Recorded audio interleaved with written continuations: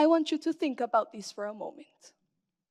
What is something all people are excellent at, no matter their context or way of living?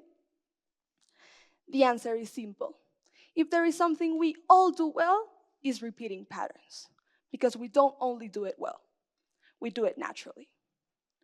For instance, it is very likely for children to have the same political views as their parents, since they're constantly listening to a single political perspective. Sometimes we even dislike the foods that are not cooked in our homes because we're unfamiliar with the taste. Most of us follow the same religion as our families, since we were raised with certain customs and traditions. It is very typical to listen to the classic story of somebody who was exposed to drugs or alcohol being scared of sharing this negative example to their children in the long term. These are all clear demonstrations that as individuals, we're experts in unconsciously adapting and replicating scenarios we were exposed to while growing up. Just as this happens with many aspects of life, psychological studies have proven that when it comes to building a relationship with somebody or simply having a connection with them, we tend to replicate relationships we have been exposed to in the past. My goal today with my talk is for you to start reflecting on your own personal history and internalize whether there are aspects of your life where you have been repeating patterns you weren't even aware of. Because I am sure that just like me, you have way too many patterns that could determine who you are and will become.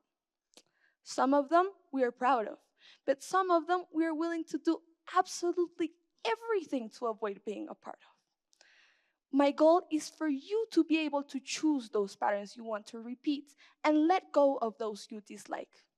Because we all have the tools to share our story and own it. It all comes down to knowing where we come from and where we want to go. Let's start with me. I come from what psychologists categorize as an unstable background, a pattern I'd indeed like to change. I didn't grow up in a family where my parents had a traditional or stable relationship, but rather, they got divorced when I was 3 months old, and since I was 10, I haven't had a present paternal figure in my life. To my 10-year-old self, this seemed normal. Nobody can miss something they never had, right? But now, after a lot of therapy and reflection, my 16-year-old self understands that although this is something I never had, it doesn't mean it won't affect me in the long term. My mom, on the other hand, always understood that being exposed to such an untraditional family dynamic could potentially affect me during my teenage years and adulthood, something she was always very worried about, fortunately. By being my mother's child and following such an untraditional family dynamic and having such an untraditional relationship with my father, I could potentially end up repeating the tendencies of building unhealthy relationships with my future partners. I am part of the people who are terrified of these undefeatable patterns, since I have been exposed to them since I was very young. Nevertheless, I believe that those who don't know about their personal history face a much more frightful scenario, being a part of the dread pattern without even knowing it exists. Once, I was told that in life, we cannot change the cards we were dealt with, but we can do absolutely everything to get to know our personal history and try to flip the cards around, challenging all expectations of who we are supposed to become. I am currently undergoing a never-ending process of learning who I am, where I come from, where I want to go, trying to learn about my fears and comprehend those who have made me suffer in the past. Because I decided to own my story. I believe that everybody who is undergoing the same process as me should identify those people who make defeating the pattern a possibility. Because in the end, they are our role models and the people who convinced us to believe that we are much more than a simple circumstance. I would like to pause and emphasize how grateful I am that my mother has always been truthful about her story and the part she plays in it. because it has been an essential tool for me to understand that I don't want to live her story. I want to live mine.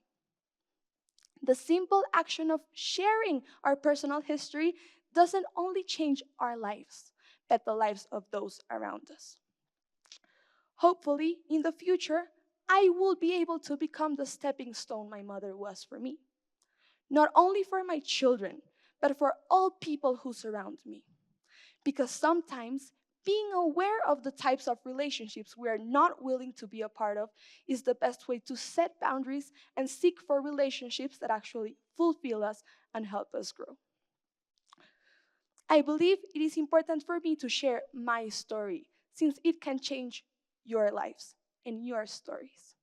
Maybe by listening to mine, you can internalize those patterns you might be repeating and weren't even aware of, and can hopefully change. I believe that sharing my story hasn't only been an essential part of my healing process, but it has rather given me a purpose.